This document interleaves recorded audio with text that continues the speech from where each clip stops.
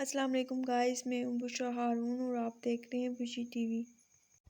نفاس اور حیض وغیرہ کے احکام کا بیان۔ جو عورت حیض سے ہو یا نفاس سے ہو اس پر نہانا واجب ہو۔ اس کو مسجد میں جانا اور کعبہ شریف کا طواف کرنا اور کلام مجید کا پڑھنا اور کلام مجید کا چھونا درست نہیں، البتہ اگر کلام مجید جزدان میں یا رومال میں لپٹا ہو یا اس پر کپڑے وغیرہ کی چولی چڑھی ہوئی ہو، جلد کے ساتھ سلی ہوئی نہ ہو بلکہ الگ ہو کہ اتارنے سے اتر سکے، تو اس حال میں قرآن مجید کا چھونا اور اٹھانا درست ہے۔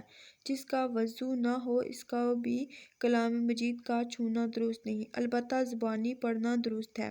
جس روپیہ یا پیسہ میں یا تشتری میں یا تعویذ میں یا کسی اور چیز میں قرآن شریف کی کوئی آیت لکھی ہو، اس کو چھونا اور ان لوگوں کے لیے درست نہیں، البتہ اگر کسی تھیلی یا برتن وغیرہ میں رکھے ہوئے ہیں تو اس تھیلی اور برتن کو چھونا اور اٹھانا درست ہے۔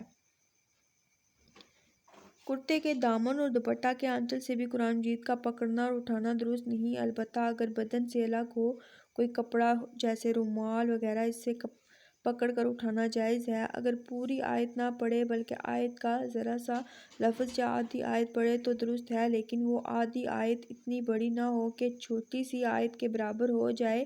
اگر الحمد کی پوری سورت دعا کی نیت سے پڑھے یا دعائیں جو قرآن کریم میں آئی ہیں ان کو دعا کی نیت سے پڑھے، تلاوت کے ارادہ سے نہ پڑھے تو درست ہے، اس میں کچھ گناہ نہیں۔ جیسے یہ دعا ہے: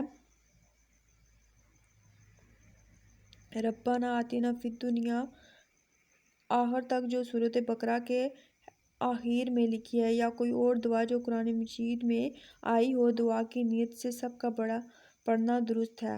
دعائے قنوت کا پڑھنا بھی درست ہے۔ اگر کوئی عورت لڑکیوں کو قرآن شریف پڑھاتی ہو تو اس حالت میں بچے لکھوانا درست ہے اور رواں پڑھاتے وقت پوری آیت نہ پڑھے بلکہ ایک ایک دو لفظ کے بعد سانس توڑ دے اور کاٹ کاٹ کر آیت کا رواں کہلائے۔ کلمہ اور درود شریف پڑھنا اور خدا تعالیٰ کا نام لینا، استغفار پڑھنا یا کوئی اور وظیفہ پڑھنا، یہ سب درست ہے۔